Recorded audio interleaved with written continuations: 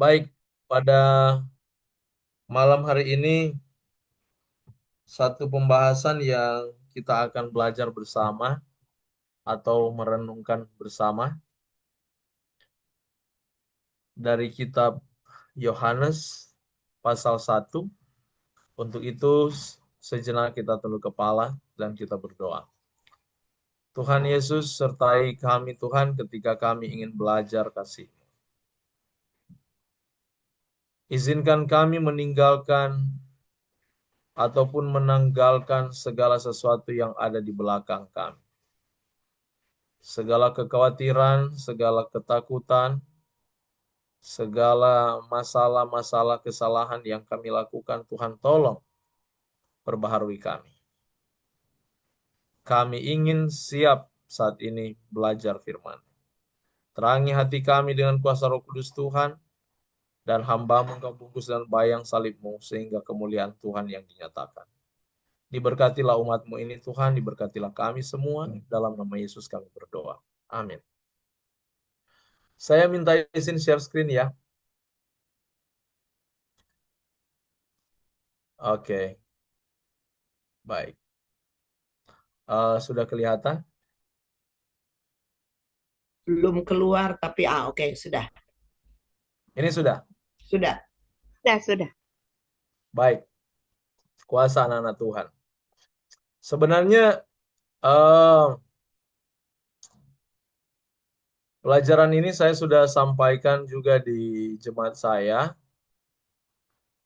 Namun saya pikir ini penting untuk kita tahu semua. Ada beberapa anggota jemaat saya hadir di sini dan juga ada yang dari outreach ministry. Ya. Saya mau tes suara dulu. Apa suara saya jelas? Oke, Cukup, clear. cukup jelas. Jelas. Jelas, Pendeta James. Tetap Selamat doakan supaya melayani, kita. Pak. Terima kasih.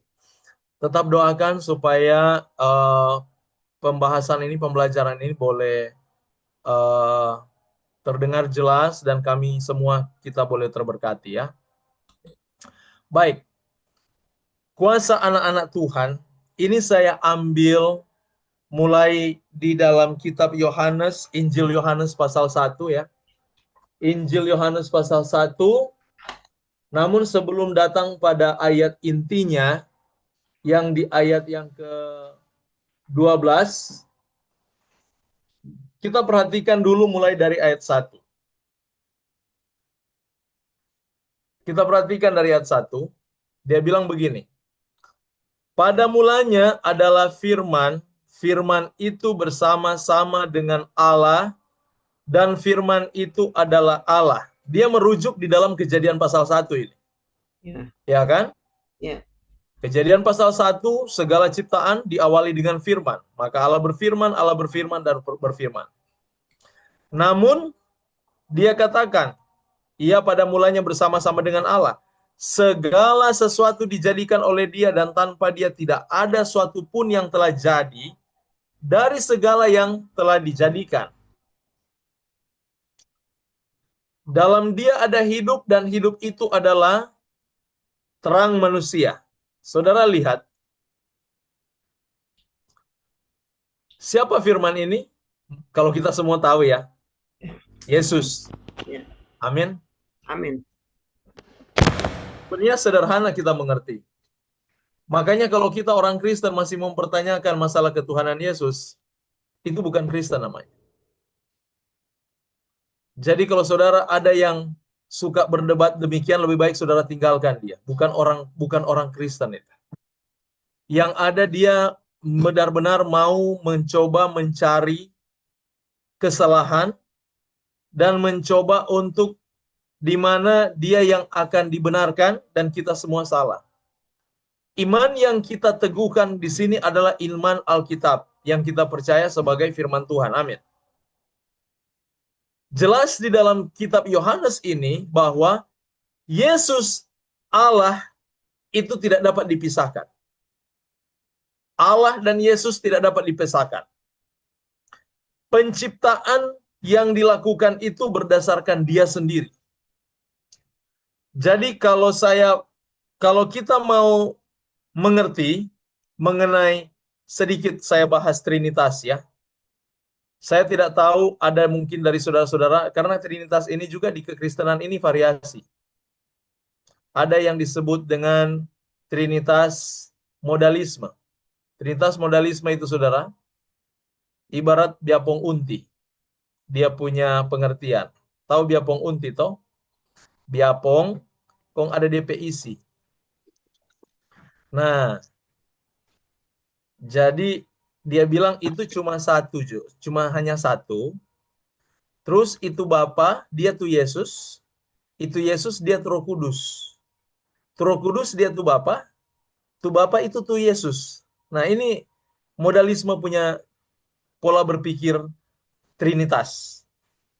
Jadi Bapa itu Yesus. Jadi Yesus adalah Bapa, Yesus adalah Roh Kudus.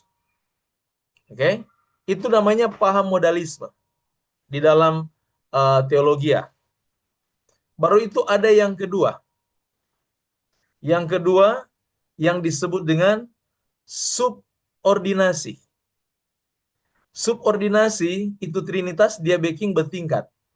Dia buat itu subordinasi, Allah itu bertingkat. Allah Bapa di atas, nomor 2 Yesus, nomor 3 Roh Kudus. Jadi siapa yang mau sembah? Harus Allah Bapa. Karena kenapa? Paham ini yang disebut dengan subordinate. Tapi Trinitas, dia percaya Trinitas. Subordinate tapi Trinitas. Kita harus tahu ini. Makanya saya kasih tahu, bukan hanya orang teologi yang belajar ini. Saudara-saudara juga harus belajar. Dan yang kedua, yang ketiga, itu yang disebut dengan Lulz Triangle. Jadi paham dari Raymond Lulz, di mana dia bentuk itu Trinitas itu segitiga, satu segitiga. Oke. Dan setiap sudut itu menyatakan kepribadian Allah. Ada 3 pribadi, satu segitiga. Jadi Allah, Bapa bukan Yesus, Yesus bukan Roh Kudus, tapi Yesus itu Allah, Bapa itu Allah, Roh Kudus itu Allah. Tapi bukan tiga Allah. Kalau saya terjemahkan begini. Karena kemarin ada yang bertanya, pendeta, bagaimana kita mau mengerti itu Trinitas? Saya jelaskan sangat sederhana. Apa arti Allah dulu yang kita mesti angkat? Apa arti Allah? Allah itu dalam bahasa Ibrani itu Eloha, yang bahasa Arab Allah. Sama dia punya bahasa ya. Dia punya suara, sound. Kalau Ibrani bilang Eloha, mereka bilang Allah. Dua-dua ini artinya sama. Artinya adalah satu oknum yang berkuasa. Nah, jadi kalau saya ibaratkan, ini bulatan ini adalah oknum yang berkuasa. Oke? Tapi, dan ini oknum yang berkuasa ini yang disebut dengan kuasa. Ini disebut kuasa. Di dalam satu kuasa ini, ada 3 pribadi di dalamnya. Itu Bapa, Anak, dan Roh Kudus. Dalam satu kuasa. Satu Allah. Makanya kita Kristen nggak boleh dibilang 3 Allah. Atau politeis. Karena kenapa? Kalau politeis sifatnya, satu orang, satu kuasa.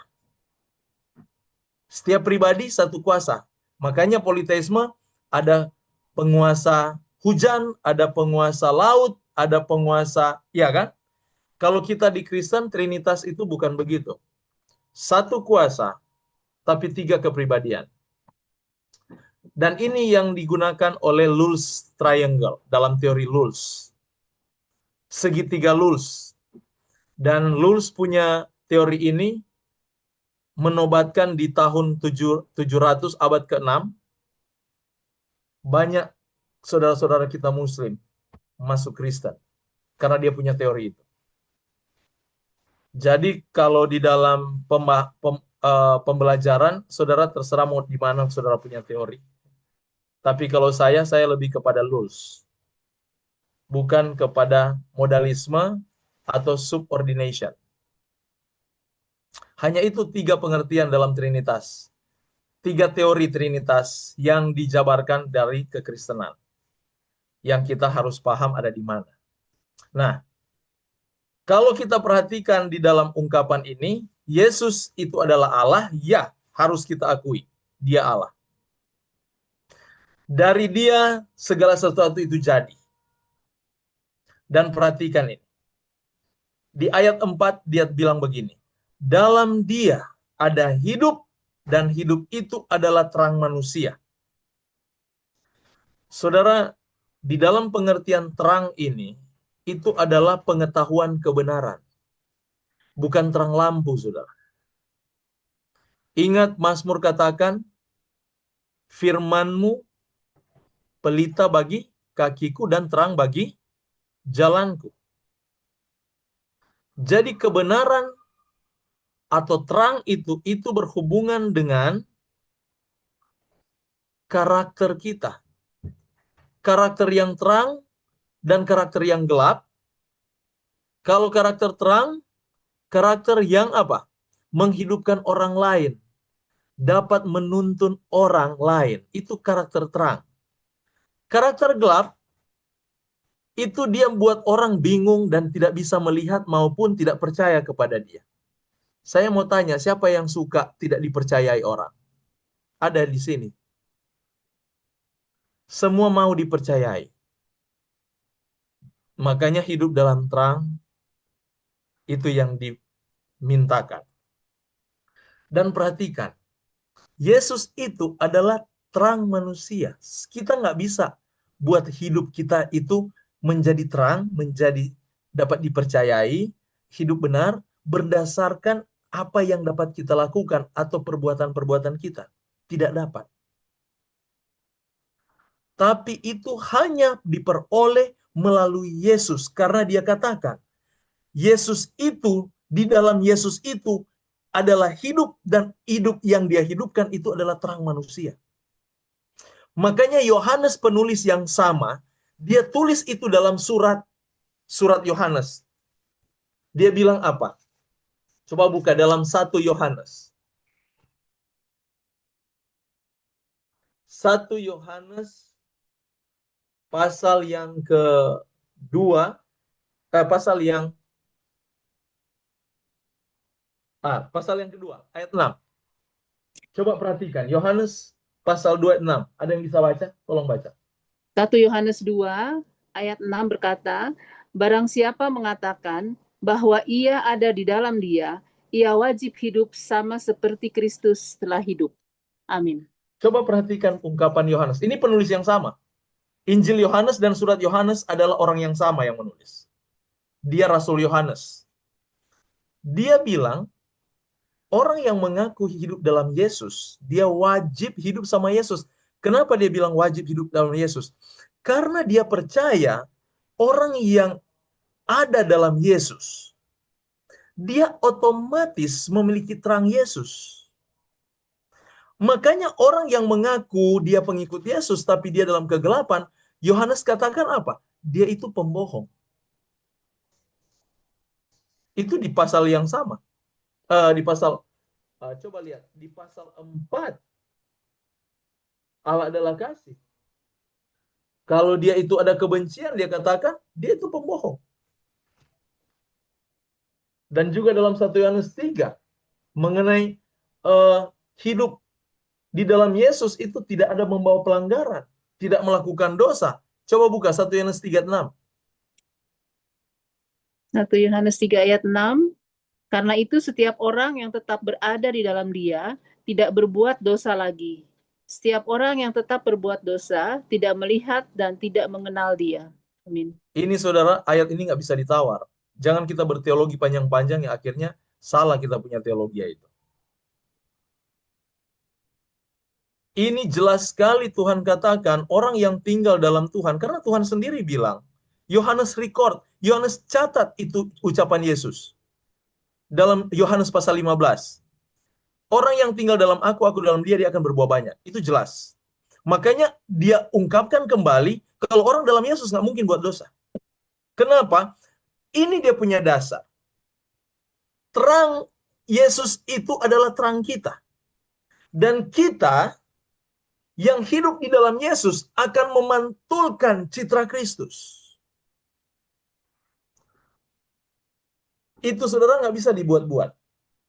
Dan coba perhatikan di ayat 5. Terang itu bercahaya dalam kegelapan, dan kegelapan itu tidak menguasainya.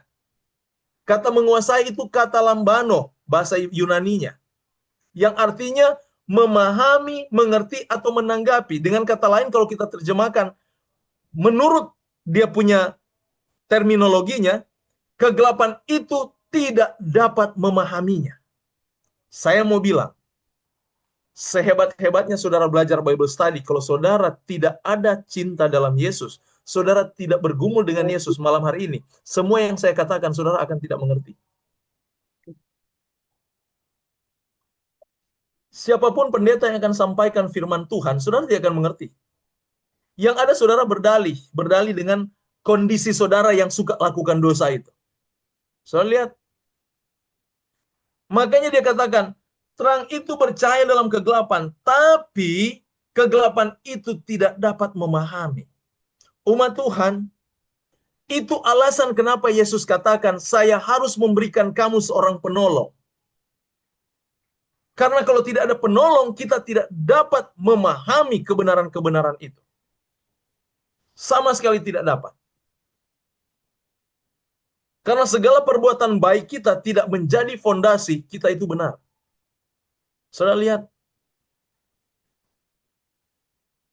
Kebenaran itu bergantung dari Kristus tinggal dalam hati. Bukan saudara tinggal dalam Yesus saja. Yesus tinggal dalam saudara, dalam hati. Dan perhatikan ayat berikutnya. Terang yang sesungguhnya, yang menerangi setiap orang, sedang datang ke dalam dunia. Jadi terang tadi hanya dapat dipahami di dalam Yesus. Dunia tidak dapat memahami sesuatu yang berbau terang. Tidak dapat. Makanya lihat di dalam kitab Korintus, tolong buka dengan saya, 1 Korintus pasal 1. 1 Korintus pasal 1, ayat 21. Tolong baca ini. 1 Korintus 1 ayat 21, oleh karena dunia dalam hikmat Allah tidak mengenal Allah oleh hikmatnya, maka Allah berkenan menyelamatkan mereka yang percaya oleh kebodohan pemberitaan Injil. Amin. Hikmat dunia tidak dapat mengenal Allah. Sepintar-pintarnya doktor teologia, sekalipun profesor teologia, kalau dia tidak tinggal dalam Yesus, Yesus tidak tinggal dalam dia, dia pun tidak akan mengenal apa itu benar. Sudah lihat? Terang kebenaran tidak akan diberikan kepada seorang yang pintar sekalipun. Makanya pernah saya bersaksi di sini. Ada para teolog itu ateis. Tapi mereka teologi. Mereka hanya belajar berdasarkan akademis. Tapi mengapa mereka tidak dapat melangkah? Karena tidak ada terang dalam hidup mereka. Makanya umat Tuhan, kenapa banyak pelajaran-pelajaran Alkitab yang kita pelajari, kita tidak mampu melangkah. Karena kita tidak punya terang. Itu aja dia punya jawaban. Makanya saudara kalau mau melangkah kepada terang-terang, kepada kebenaran-kebenaran, pelajaran-pelajaran yang kita sudah tahu itu benar, dan kita mau melangkah ke situ, saya mau minta satu. Banyak berdoa dan puasa. Dan minta kuasa. Karena itu Yesus sudah meteraikan sendiri dengan doanya. Saudara baca dalam kitab Matius, ini ayat sering saya bacakan mungkin. Matius pasal 11, tolong baca dengan saya. Matius pasal 11. Tolong bacakan sekali lagi. Matius pasal 11, ayat 25 dan 26. Matius pasal 11 ayat 25. Pada waktu itu berkatalah Yesus, Aku bersyukur kepadamu Bapa Tuhan langit dan bumi, karena semuanya itu engkau sembunyikan bagi orang bijak dan orang pandai, tetapi engkau menyatakan kepada orang kecil. 26. Ya Bapa, itulah yang berkenan kepadamu. Amin. Lihat itu. Orang kecil itu dalam bahasa Yunani itu maksudnya orang-orang yang memiliki sifat anak-anak. Oh, Itu maksud orang kecil. Sifat anak-anak bukan sifat, arti sifat anak-anak begini, ketergantungannya kepada orang tua. Makanya dalam konteks ini, yang dimaksudkan Yesus hanya diberikan kepada orang-orang yang memiliki ketergantungan kepada Tuhan. Orang yang memiliki ketergantungan kepada Tuhan, mereka yang akan terima terang itu. Makanya sekalipun sudah profesor teologi, kalau dia tidak punya ketergantungan penuh kepada Tuhan, dia tidak akan kenal terang itu. Makanya di dalam dunia teolog saja, ada yang kita sebut dengan eksegesis dengan eisegesis. Ekse itu dia izinkan Alkitab berbicara. Eise, dia izinkan dia punya preasumsi untuk bagaimana Alkitab ikuti dia. Dan biasa orang-orang eise ini, mereka yang suka mengaburkan kebenaran. Sulit mereka untuk terima kebenaran. Makanya ketika mereka temukan kebenaran, untuk melangkah ke sana tidak bisa. Karena kebenaran itu adalah kasih karunia Tuhan. Coba perhatikan. Dia bilang, ini kebenaran ini setiap orang diterangi dengan setiap orang, saudara. Baik orang Kristen maupun non-Kristen. Makanya kita harus paham, Roma pasal 1, dia bilang begini. Coba buka Roma pasal 1. Tolong baca ayat 19 sampai ayat yang ke-21.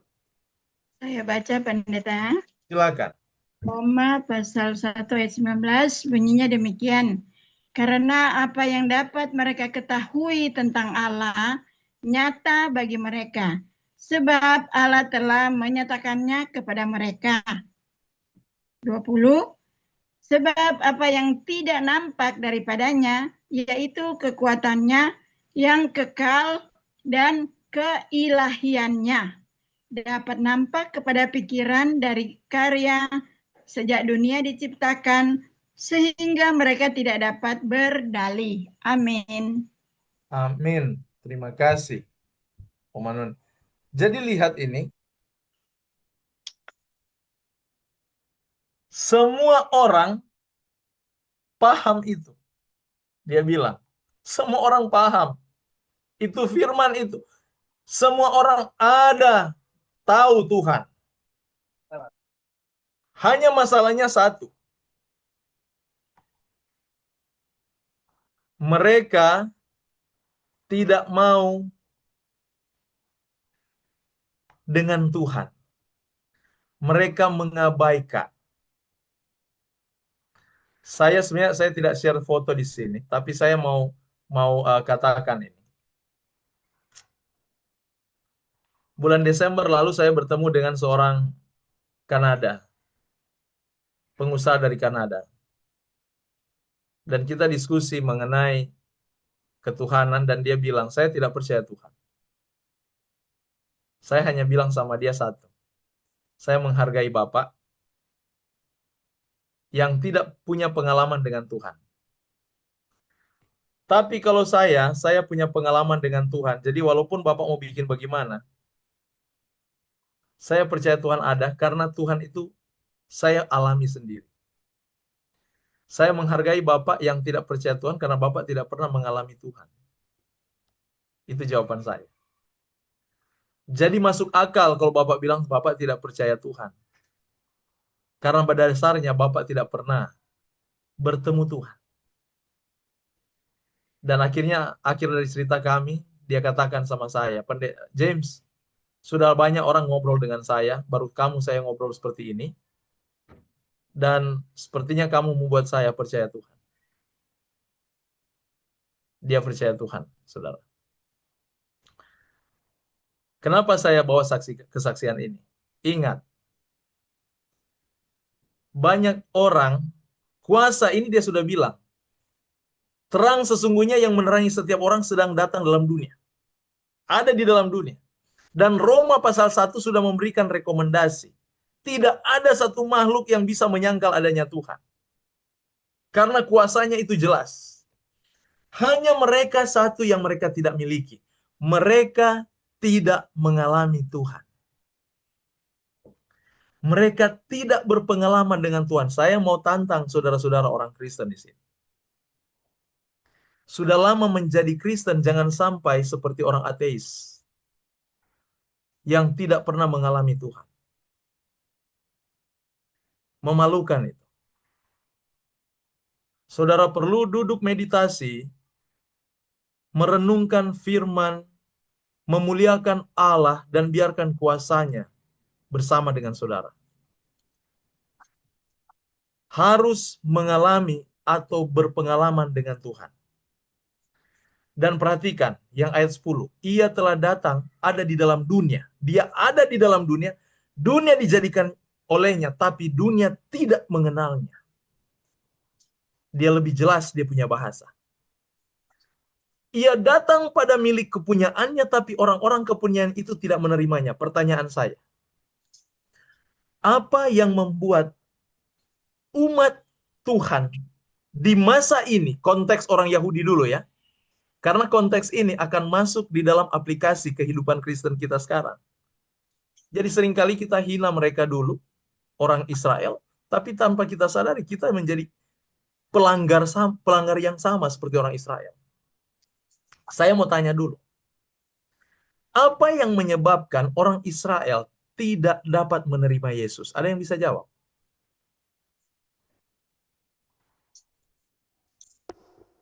Coba jawab. Apa yang menyebabkan orang Israel tidak dapat menerima Yesus di waktu itu? Orang Yahudi, Judaisme. Sampai sekarang, saudara, orang Judaisme tidak dapat menerima Yesus. Apa alasannya? Ada yang tahu?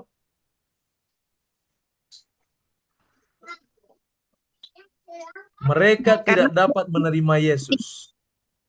Ya, bagaimana? Siapa tadi mau jawab? Karena tidak mengerti nubuatan dan kegenapan, Pastor. Kalau bilang Dan- tidak mengerti, tahu cerita waktu orang Majus datang di Yerusalem, kepada siapa mereka bertanya? Herodes panggil siapa? Herodes panggil ahli-ahli Taurat dan mereka jelaskan dengan detail itu nubuatan. Bilang mereka nggak ngerti. Mereka tahu persis. Tapi apa yang menyebabkan mereka tidak bisa terima Yesus? Saudara, saya mau kasih tahu. Kedegilannya Nanda. apa?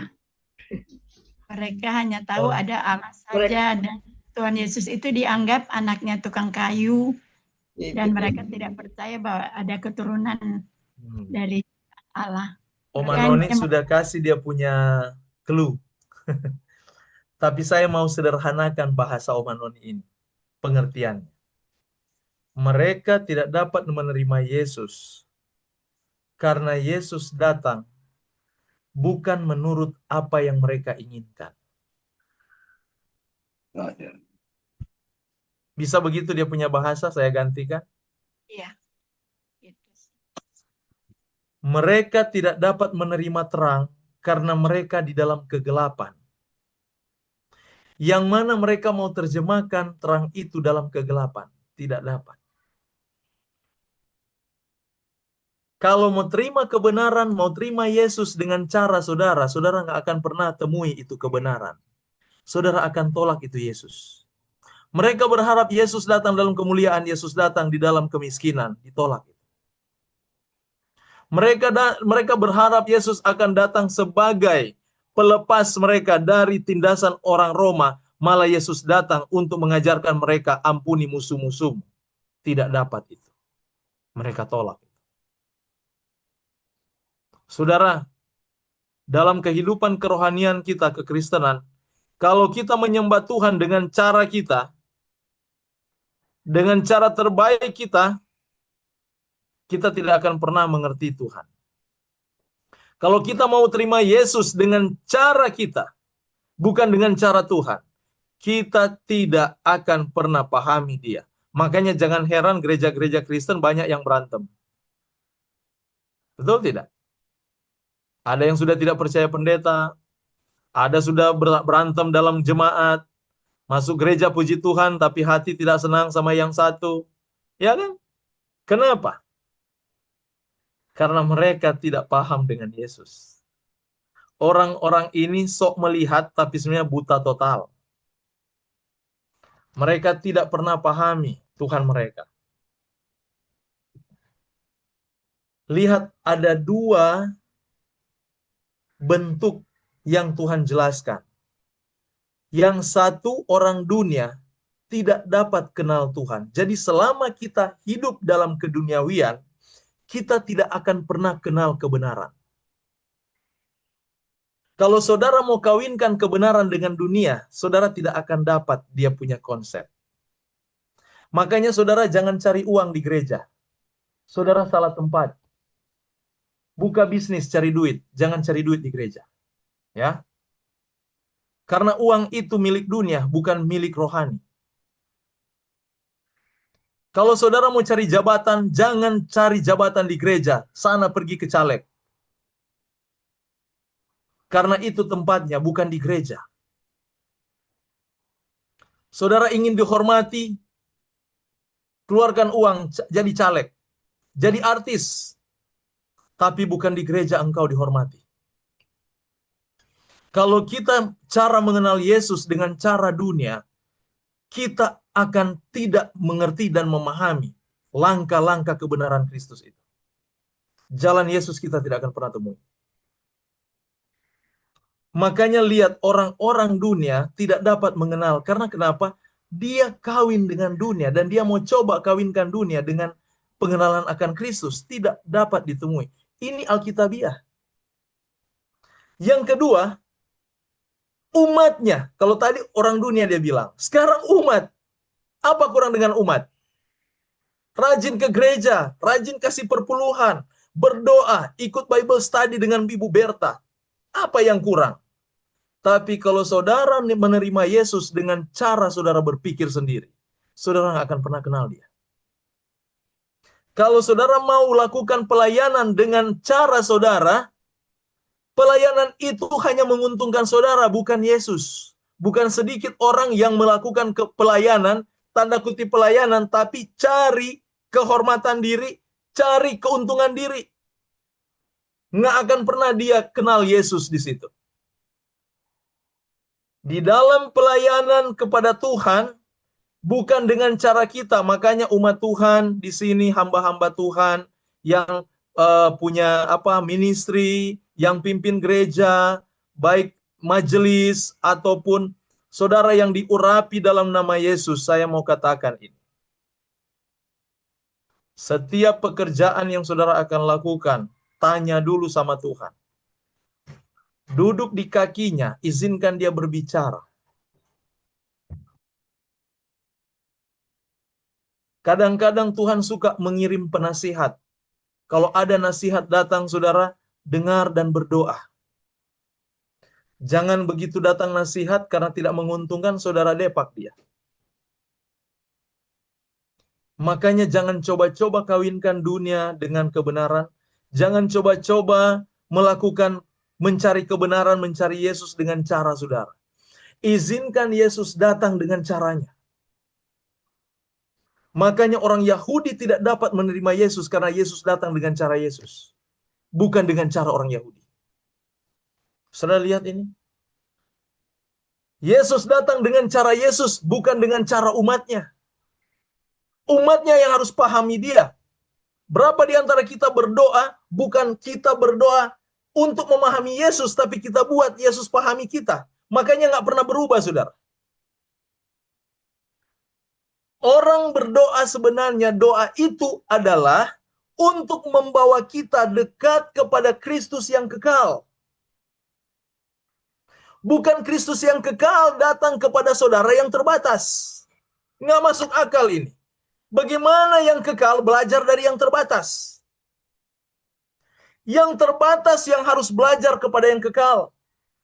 Makanya doa itu kalau kita layangkan, sebenarnya kita di dalam doa itu, kita sementara mendekati kepada Tuhan. Kita sementara memahami Tuhan. Bukan Tuhan yang kita ajak pahami kita. Makanya banyak orang tukang berdoa nggak pernah berubah. Dosanya dia pelihara lebih matang. Amin. Iya. Bukan sedikit orang yang pendoa-pendoa malah benci saudara-saudaranya. Hina saudara-saudaranya. Tapi di dalam waktu yang sama dia sebagai pendoa. Apa yang dia doakan ini? Orang yang rajin berdoa sebenarnya dia lebih rendah hati. Karena kenapa? Dia akan menjadi serupa dengan Tuhan yang dia sembah itu. Nah, kalau dia sudah semakin sombong, saya pertanyakan doanya ini. Jangan-jangan dia sebut nama Yesus, tapi dia sementara kesetanan di dalam. Saudara lihat ini. Orang yang duduk di kaki Tuhan, belajar firman Tuhan, belajar dengan doa, mereka sebenarnya sementara belajar untuk mengenal Tuhan. Umat Tuhan, saya katakan, kalau saudara belajar firman Tuhan, jangan pakai firman itu untuk perdebatan. Belajar firman Tuhan adalah belajar untuk mengenal dan memahami Allah. Orang Yahudi tidak dapat menerima Yesus karena mereka mencoba untuk memahami Yesus dengan cara mereka. Bukan mengizinkan Yesus untuk memberikan mereka pemahaman. Tapi mereka yang memahami Tuhan. Dan Tuhan yang mereka mau, Tuhan ikut mereka, cara mereka. Bukan mereka yang ikut cara Tuhan. Saudara lihat, makanya orang-orang begini tidak akan pernah bertumbuh. Orang-orang seperti ini tidak akan pernah menjadi orang rohani, saudara. Dan ini ayat inti kita. Perhatikan. Orang dunia tidak dapat mengenal Tuhan. Umatnya tidak dapat menerima. Terus siapa yang dapat menerima? Dia tidak bilang, James seorang teologia, James seorang pendeta yang bisa menerima dia. Tidak. Doa Yesus tadi yang sudah dibacakan itu jelas.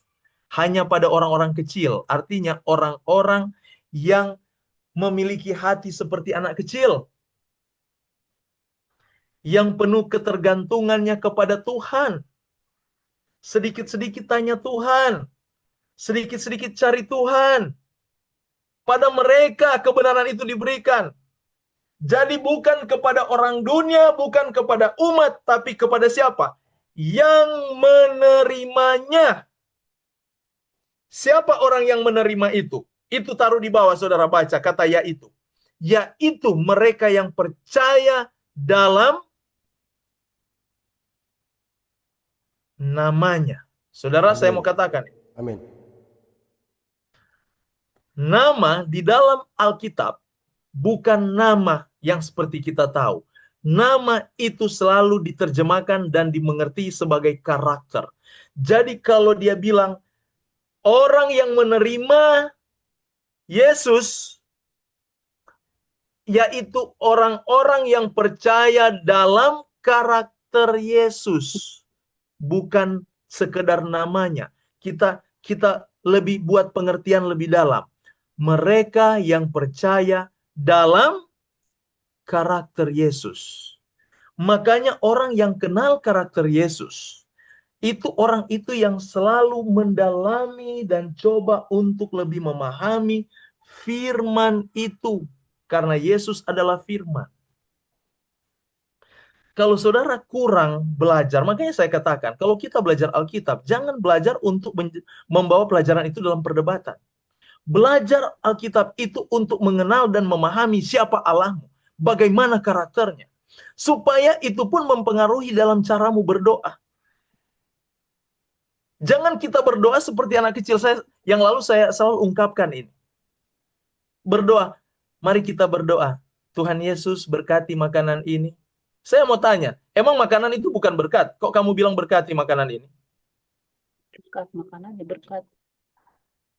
Yang tepat kalau kita bilang, Tuhan terima kasih untuk berkat makanan ini atau makanan ini, untuk berkat ini.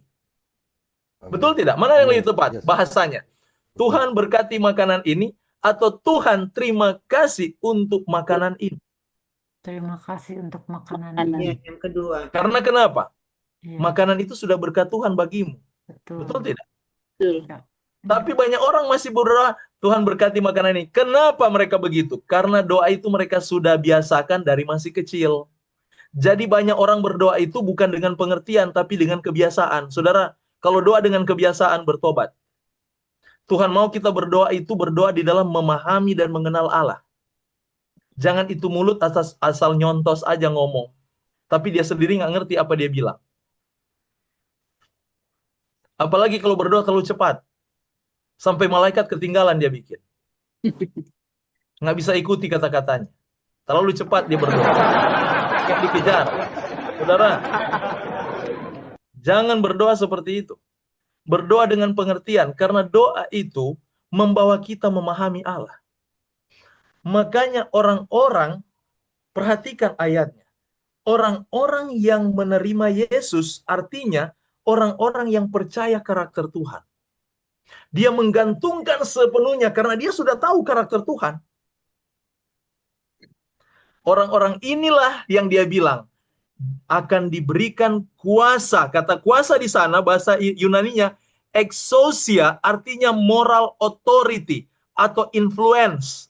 Moral authority atau kuasa moral atau influence itu pengaruh. Jadi saudara, orang Kristen adalah orang yang berpengaruh. Amin. Kalau saudara mengakui saudara sebagai pengikut Kristus dan Kristus memberikan engkau kuasa, kuasa yang diberikan kepadamu adalah kuasa moral atau kuasa yang dapat mempengaruhi orang lain. Moral yang engkau hidupkan, etika yang engkau hidupkan itu sangat berbeda dengan orang lain. Kalau orang lain memberikan uang untuk cari nama, engkau memberikan uang oleh karena Kristus. Amin. Itu kuasa yang Tuhan akan berikan kepadamu. Jadi kuasa itu bonus, kuasa moral. Saya mau tanya, 10 hukum itu moral atau bukan? Itu moral. Jadi 10 hukum itu bonus bagimu. Kalau saudara dengan Yesus selalu, saudara otomatis tidak akan mencuri. Karena itu ada kuasa yang Tuhan berikan supaya kamu tidak mencuri lagi. Kita tidak mencuri lagi. Saudara lihat itu. Ini kuasa moral dia berikan. Bukan hanya kuasa moral, itu exousia. Itu menyangkut pengaruh. Jadi saudara nggak perlu keluar uang banyak untuk jadi pengaruh. Tidak perlu saudara. Mau jadi artis, nggak perlu di situ. Saudara akan menjadi orang yang berpengaruh secara otomatis kalau saudara hidup dengan Yesus senantiasa. Belajar seperti Daniel, belajar seperti Yusuf. Ingat, mereka orang-orang berpengaruh. Salomo, Daud.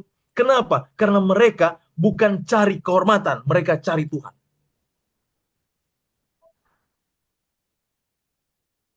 Dan kehormatan atau pengaruh yang lain itu Tuhan berikan.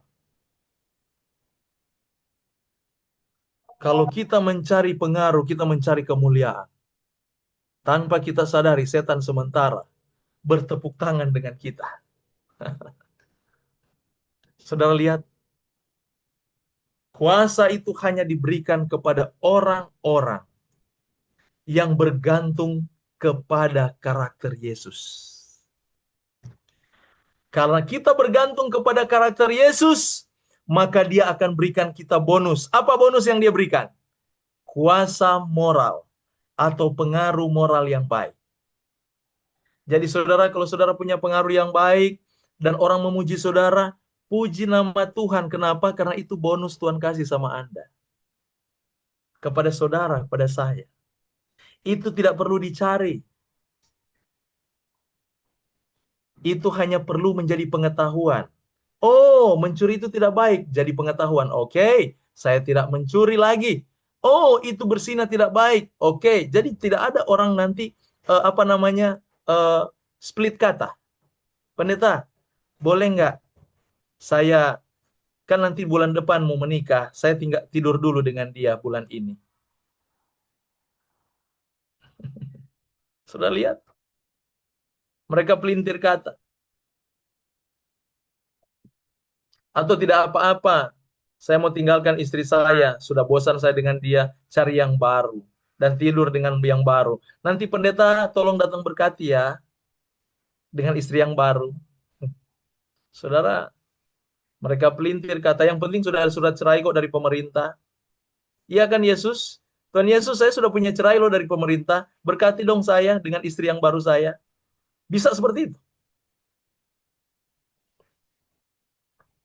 Saudara, orang tidak akan memiliki kuasa moral yang baik kalau dia tidak tinggal dalam Yesus. Dan orang-orang ini Yesus terjemahkan, Yohanes tulis, dia katakan, mereka itu datang dari Allah.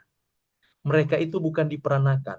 Bahasa yang sama yang Paulus katakan, bukan aku lagi yang hidup, tapi Yesus yang hidup dalam saya. Kenapa? Karena Tuhan yang bekerja di dalam segala moralitas hidup mereka. Karena mereka sangat mencintai Tuhan itu. Mereka hidup dengan Dia.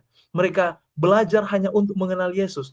Dan ketika saya pelajari ini, saudara, saya mau katakan, baru saya paham kenapa Petrus, Paulus, semua rasul-rasul ini mau mati demi Yesus. Karena mereka punya kepastian. Yang menjadi tantangan kita dan pertanyaan bagi hidup kita saat ini. Apakah saudara sudah punya kepastian dalam Yesus? Apa saudara sudah kenal Dia? Kalau saudara sudah kenal Dia, tidak mungkin ada kebencian dalam hati. Karena 1 Yohanes pasal 3 tadi jelas dia katakan. Apa tadi, coba baca yang terakhir. 1 Yohanes pasal 3 ayat 6, apa dia bilang? Baca dengan jelas. Apa dia katakan? 1 Yohanes 3 ayat 6.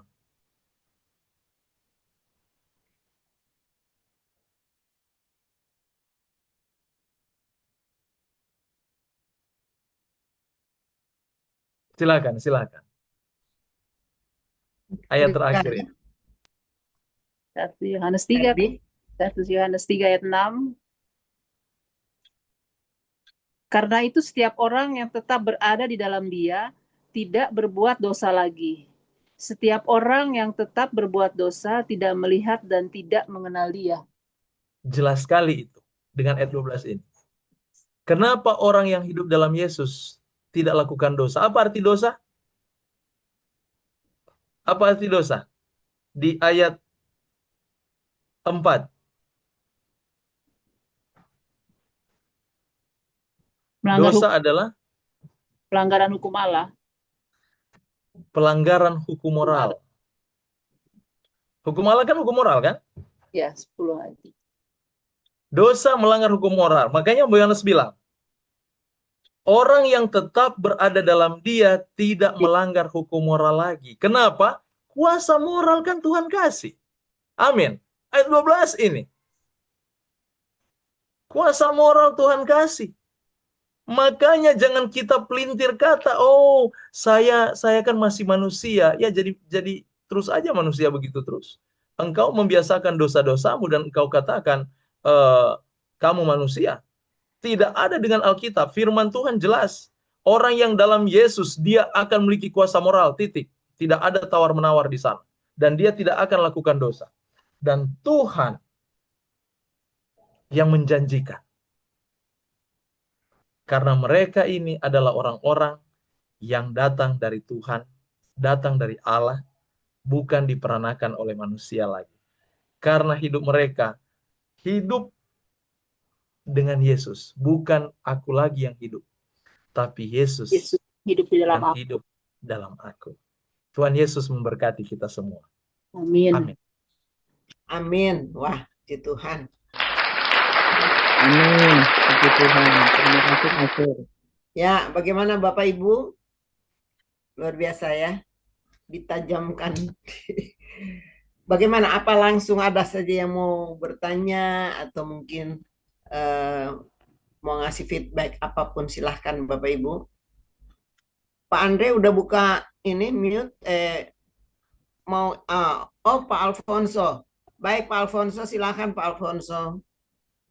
Terima kasih Bu Berta. Saya kembali off cam ya Bu. Ya, Ya, Pak. mengerti Pak. Ya. Soalnya saya yang paling ya. jauh, Ya. paling jauh ini. Terima kasih Pak James untuk tema yang bagus menurut saya, mencerahkan kembali hati saya yang sedikit galau ini Pak Waduh. James. Melihat fenomena yang terjadi di tengah bangsa kita, hampir di setiap bulan ada persekusi, pelarangan ibadah, dan sebagainya. Yang saya herankan, yang saya membuat saya galau itu, kita tidak melakukan apa-apa, hanya bersembunyi di balik firman Tuhan yang mengatakan segala sesuatu yang diperbuat orang, kita tidak berhak untuk membalasnya. Sehingga kita dibiasakan untuk pasif menerima fakta itu. Sebetulnya persoalannya adalah diberlakukannya SKB 2 Menteri nomor 9 dan 8 tahun 2006. Sudah 19 tahun. Intinya di situ. Ini menurut saya adalah duri dalam daging yang ditanamkan di tengah bangsa kita, yang Tuhan izinkan untuk menguji kita, apakah Yohanes 1 ayat 12 tadi, ya kita telah menerimanya sehingga kita diberikan kuasa exousia untuk berpengaruh di tengah bangsa ini. Kita selalu diajarkan untuk berdoa setiap kota, setiap bangsa untuk membawa kesejahteraan bagi kota dan bangsa itu. Tetapi saya melihat kita semakin jauh dari Tuhan, Pak James. Bukan semakin dekat. Bukan semakin mengenal Tuhan. Selalu bersembunyi di balik firman Tuhan itu. Tidak menjadi seorang yang militan. Untuk apa mereka-mereka itu yang duduk di PGI, PGLPI, di gereja-gereja besar, yang tidak menggunakan kuasa itu untuk mempengaruhi kondisi bangsa ini? Ya, bangsa Israel waktu itu dipimpin Musa untuk ketemu dengan Raja Mesir, Firaun, untuk melepaskan mereka. Tidak pernah saya melihat dari tahun 2006, saya ini termasuk generasi baby boomers ini, sehingga saya tahu persis. Tidak seorang pun dari seluruh orang pejabat-pejabat Kristen, orang-orang besar Kristen ini, yang datang mendatangi Bapak Presiden untuk menyatakan kondisi bangsa kita ini, untuk mempengaruhi si Firaun-Firaun ini supaya merubah keputusannya, supaya tidak lagi digunakan SKB 6 Menteri ini untuk menghalangi kita yang beribadah. Jiwa militansi itu tidak kita punya, sehingga kita banyak melihat mereka-mereka yang duduk di jajaran organisasi-organisasi agama ini lebih banyak berperan sebagai orang Farisi, Pak James. Saya melihat ya lebih baik sebetulnya orang-orang yang ateis daripada mereka. Mereka itu tebal sekali bajunya, yang seolah-olah indah di depan dilihat oleh mata, yang menikmati kemewahan dunia, tapi tidak pernah berani untuk menyatakan kuasa itu, exousia itu kepada di mana mereka berada. Apakah kepada Menteri Agama, apakah kepada Presiden. Nah, tapi mereka hanya berani berkoar-koar saja di media sosial. Saya pikir itu tidak tepat. Tuhan tidak ajarkan itu. Kita bisa belajar dari Musa yang disuruh Tuhan menemui Raja Mesir itu, Firaun itu. Tapi kenapa kita harus berkoar-koar di media sosial? Tuhan tidak ajarkan itu. Ini fenomena apa ini, Pak James? Apakah kita sekarang sudah semakin jauh dari Tuhan, tidak mengenal Tuhan, atau semakin sesat, Pak James? Terima kasih, Pak. Tolong pencerahannya untuk menghilangkan rasa galau saya ini, Pak. Terima kasih. Terima kasih. Ya, langsung. Alfonso. Pak Alfons.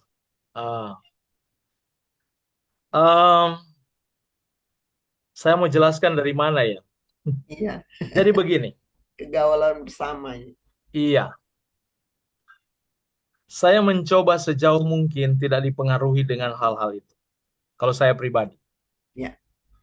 Sejauh mungkin, kalau boleh jangan dipengaruhi. Walaupun kadang-kadang, aduh sebel juga sih, kenapa sih begini. Tapi konsep Alkitab, ini yang dia katakan tadi, masalahnya kita itu tidak mengenal Tuhan. Kita tidak mengenal cara dia bekerja. Mungkin dengan kasat mata kita. Karena ingat, orang Yahudi tidak dapat menerima Yesus karena mereka melihat Yesus dari kasat mata mereka. Cara mereka menilai. Saya mau katakan ini. Kalau kita masih wajar, kita itu orang Kristen di tengah-tengah mayoritas seperti tidak ada kebebasan. Betul kan Pak Alfonso ya?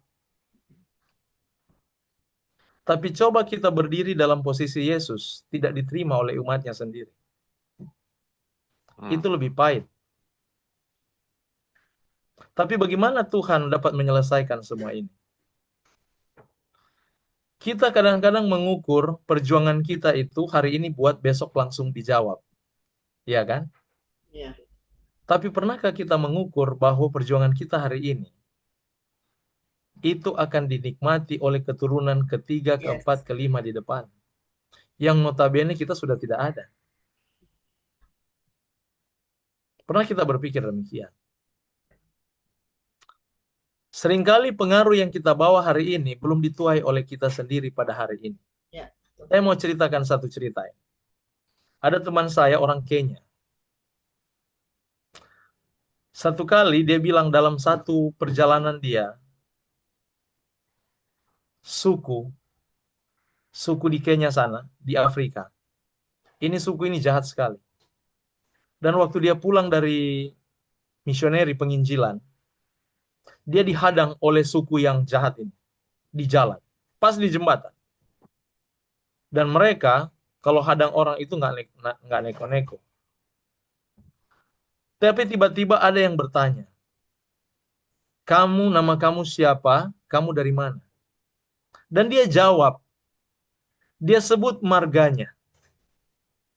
Waktu dia sebut marganya, orang ini diam dan dia katakan, dia bertanya, nama ini siapa dia? Yang punya marga yang sama dengan kamu. Dia bilang, itu kakek saya. Langsung mereka diam dan mereka katakan, lepaskan orang ini. Kalau bukan kakeknya, saya sudah mati waktu itu. Saudara lihat, ini hal yang kecil. Banyak orang akhirnya tidak jadi membunuh karena kuasa moral yang ditanamkan kakeknya. Itu baru satu orang punya kuasa moral, membuat orang gagal membunuh di generasi ketiga. Saudara bayangkan kalau saudara hari ini memiliki kuasa moral. Saudara hidupkan di tetangga-tetangga saudara. Orang yang menganiaya saudara. Saudara tahu tidak? Ketika gereja-gereja itu diizinkan dibinasakan oleh mereka, dibakar oleh mereka, yang lain mulai berpikir, kenapa tidak ada balasan dari orang-orang Kristen ini? Saya mau katakan ini. Tahu para rasul, para reformator, mereka itu dibakar, dipermalukan, ditelanjangi, dikasih makan sama binatang. Tapi saudara, kuasa moral mereka tidak dapat digantikan.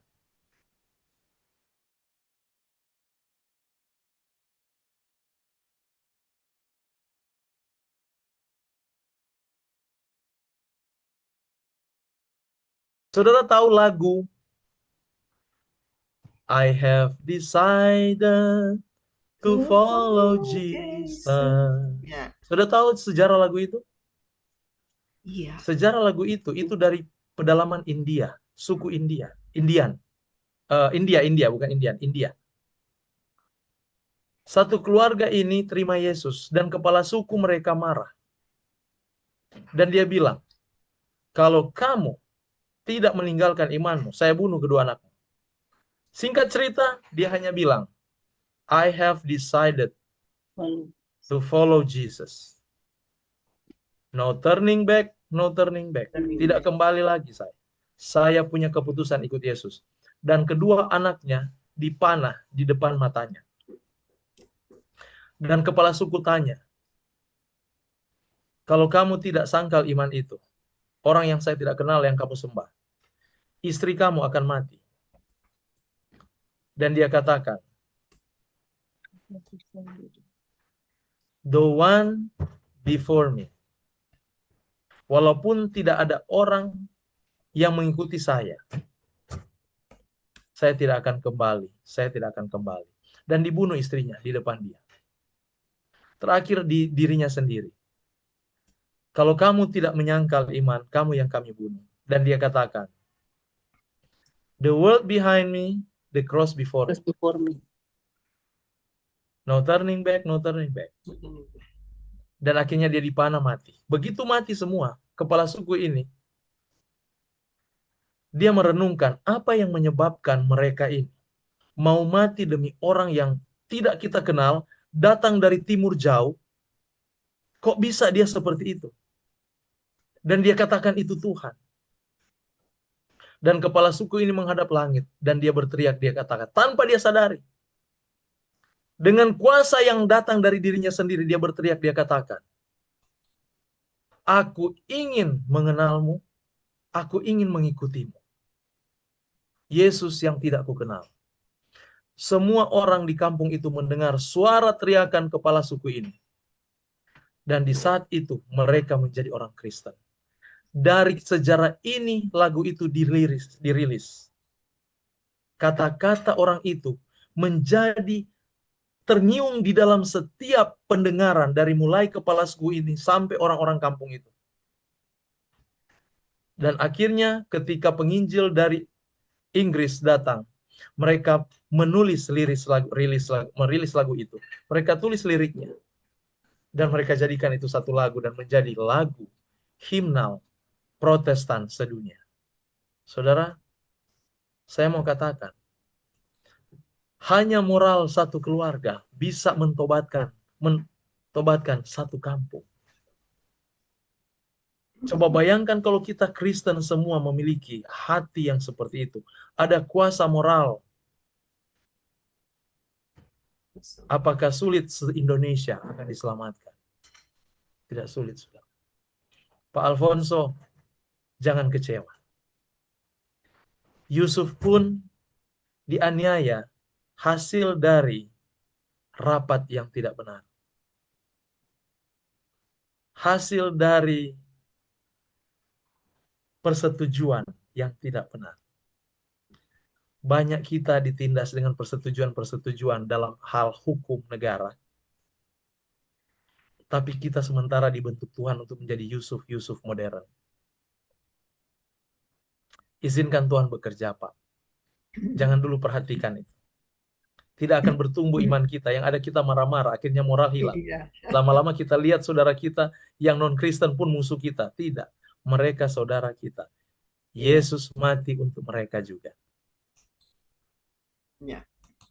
Itu yang Saya bisa sebenarnya tidak marah, Pak James. Tadi Enggak. saya bilang Iya. galau.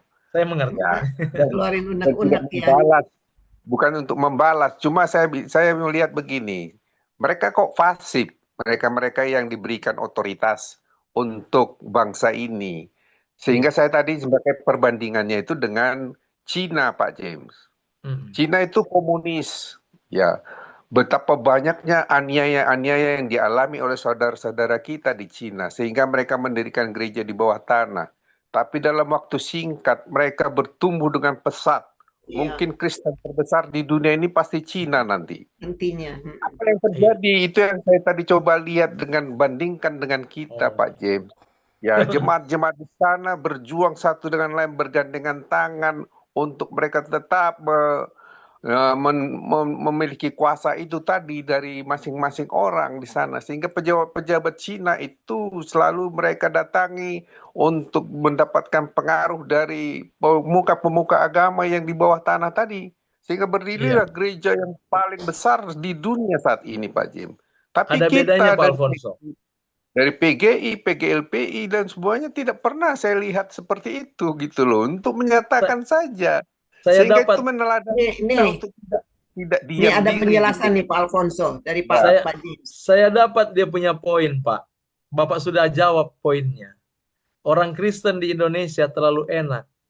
Beda dengan di Cina. Kenapa mereka cepat bertumbuh? Karena mereka itu berjuang. Berjuang, iya, sembunyi-sembunyi. Iya. Dari keadaan, memang keadaan dirinya, dari sendiri. Keadaan itu Gitu. menopang mereka. Iya. Kalau kita di sini sudah terlalu enak, Iya. apalagi Ya. kalau kita sudah duduk di kenegaraan kan, dengan Ya. para menteri, sudah ada pencairan dana, ya kan? Sudah. Lupa segalanya. Kalau dia sudah di situ, dia lupa yang di bawah. Iya. Itu sudah karakter. Jadi Pak Alfonso sudah bisa jawab sendiri sebenarnya tadi. Terima kasih Pak Alfonso. Makasih Pak James. Makasih Kita ya Pak perlu Alfonso. doakan saja. Tetap berdoa semangat saja. Pak Alfonso dan optimis. Nah, dan Yesus bersama kita. Amin, amin. Iya. Iya Pak Andre, langsung. Ya, oke. Makasih pencerahannya hari ini dari Pak James ya. Saya suka ini, jadi menyentil kita Suaranya semua. jauh Ya. banget. Hah?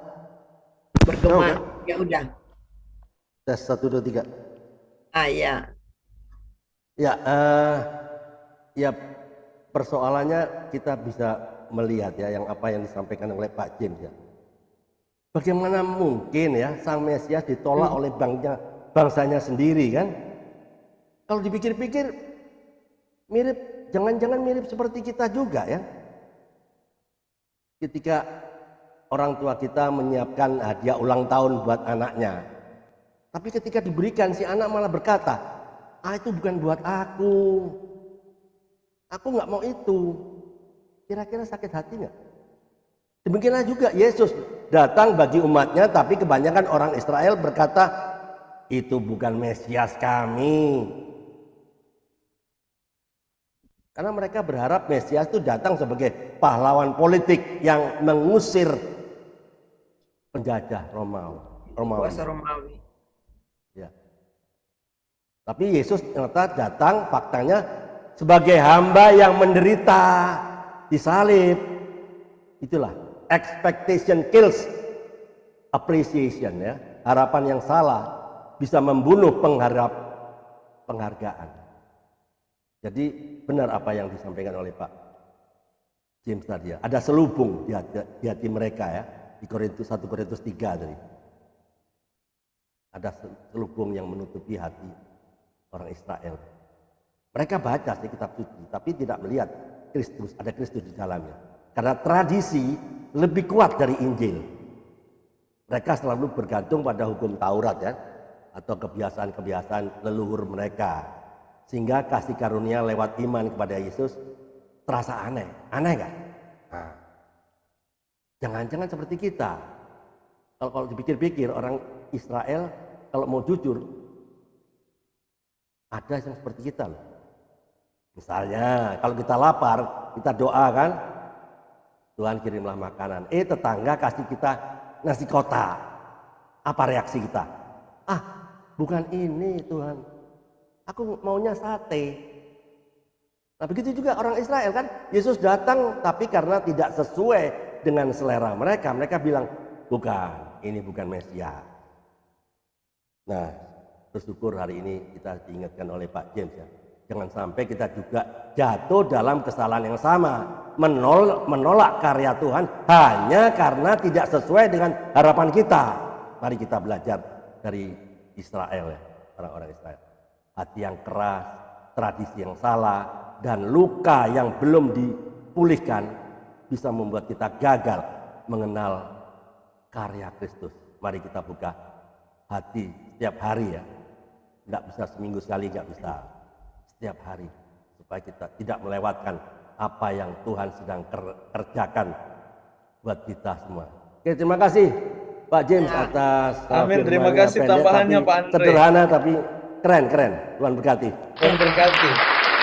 Tuhan berkati Pak. Pak Andre nepukin. Oke, Benoni silakan. Ya. Maaf Pendeta James. Tadi Pak Alfonso bertanya kenapa PGI dan PGLI tidak mau bertindak. Kan mereka bidangnya untuk mengurus kenegaraan. Karena buktinya kemarin memang sudah 80 tahun Indonesia merdeka, PGI dan PGLI meminta izin untuk pendeta mendoakan negara Indonesia. Nah itu buktinya terkabul. Mungkinkah dimaksud Pak Alfonso bergeraklah yang di bidang-bidang keagamaan Kristen, PGLI dan PGI, karena kemarin terkabul pendeta boleh mendoakan negara Indonesia ikut merdeka, enggak semua, enggak cuma yang seberang yang mendoakan setelah kemerdekaan di gedung pemerintah itu, boleh pendeta ikut mendoakan. Itu usul dari PGI dan PGLI. Nah, hal-hal yang lain yang bisa mereka usulkan lagi, kenapa harus takut? Mungkin begitu maksudnya Pak Alfonso, kan kita punya hak yang sama. Tidak boleh lagi terlalu menurut. Ya memang sih di Alkitab ditulis harus rendah hati, harus mengalah. Tetapi kita ada waktunya juga hak kita, hak asasi manusia. Nah, orang-orang yang berdiri ini yang punya kesempatan untuk menggolkan gitu, dan juga terlalu takut, oh iya mengalah. Mungkinkah begitu Pak Alfonso punya maksud? Terima kasih, Pendeta James. Terima kasih Om Anoni. Jadi sebenarnya pelajaran ini saya tidak merujuk untuk memperhatikan yang di luar. Iya. Entah PGLI atau apapun itu, tapi pelajaran ini untuk kita pribadi, lepas pribadi. Iya. Tujuan saya supaya kita waktu belajar, kan kita ini belajar ini Bible study di dalam grup ini untuk membentuk kerohanian kita. Mungkin mereka belum dengar khotbah hari ini. Kasarnya kan begitu. Itu dia. Amin. Amin. Tapi sebenarnya mereka mungkin tahu, artinya begini ya. Kalau kita yang sudah belajar saat ini, mari kitalah yang jadi reformasi, reformator yang baru untuk kehidupan kita, moral kita. Ya sedikit-sedikit itu akan berkembang dan itu untuk kemuliaan Tuhan ke depan. Kita tidak tahu. Makanya lakukanlah apa yang dapat kita lakukan hari ini untuk Yesus. Nyatakan kuasa Yesus itu ada. Melalui moral kehidupan kita. Ramah dengan orang, beretika kan? Jangan cari untung untuk kesenangan dunia. Lebih baik berkorban. Itu dia. Betul. Satu, saya yang beberapa waktu lalu ada bilang, pendeta mau ke Yerusalem. Sudah pernah ke Yerusalem, saya ketawa. Saya bilang lebih baik itu uang Yerusalem itu kalian kasih makan orang di sini. Banyak orang yang makan. Belakangan itu Yerusalem. Itu tinggal bonus itu. Tapi saya tidak akan puas kalau sudah jalan-jalan enak sementara di sebelah lagi ada yang banyak yang kesulitan hidup. Artinya kita harus lebih bermoral dalam berpikir. Jangan selalu mencari keuntungan diri. Yang walaupun itu kelihatannya pekerjaan Tuhan. Tapi kita harus punya pertimbangan yang lebih jelas. Dan itu saya tidak banyak bicara, itu hanya dapat dari kalau saudara itu dekat dengan Tuhan saja. Ambil waktu, meditasi, berhubungan dengan Tuhan, intim dengan Dia, itu akan dapat. Karena itu sudah rumus yang Tuhan taruh di firman-Nya, yang kita pelajari. Oh Tuhan seperti ini ya. Jadi itu bonus semua yang Tuhan. Jadi semua ini, saya bilang itu karunia itu bonus. Itu karunia itu. Benar. Kita hidup baik, kita dihargai, dihormati, itu karena anugerah hasil dari hubungan kita dengan Yesus. Iya, keintiman dengan Kristus. Keintiman. Iya. Itu saja Om Anoni. Jadi saya ingin membatasi pikiran kita atau pandangan kita dari orang-orang yang mungkin di luar atau di pejabat-pejabat atau di gereja atau pendeta kita sekalipun. Batasi dari segi itu, tapi berfokus dulu dalam kerohanian pribadi kita dengan Yesus. Membangun diri. Itu tujuan. Membangun kita dulu. Ya. Makasih Om Anoni untuk tambahannya. Itu saja yang bisa saya pesan. Iya. Langsung saja Bung Tema. Ayo Bung Tema, silahkan. Ya, terima kasih. Terima kasih Ibu Berta. Halo Pastor James, baru ketemu lagi nih. Ya, sangat dalam, sangat memberkati, tapi namanya belajar ya, saya ingin diperdalam lagi ini sedikit Pak Pastor James. Ada dua pertanyaan saya. Yang pertama adalah, jadi hukum Allah itu sama dengan hukum moral atau hukum moral bagian dari hukum Allah? tolong diperdalam ya Pak ya, supaya pahamnya lebih rinci. Yang kedua, bagaimana mengkaitkan yang Bapak ulas ini, yang Bapak panjang lebar menjelaskan dan sangat memberkati ini, kuasa anak-anak Tuhan itu, bagaimana mengkaitkannya, memahami lebih dalam dengan apa yang tertulis di dalam Lukas 10 ayat 19. Lukas 10 ayat 19. Bunyinya, sesungguhnya aku telah memberikan kuasa kepada kamu untuk menginjak ular dan kalajengking, dan kuasa atas semua kekuatan musuh, dan tidak ada yang akan membahayakan kamu. Demikian Pastor James, 2 pertanyaan. Terima kasih. Diperdalam lagi.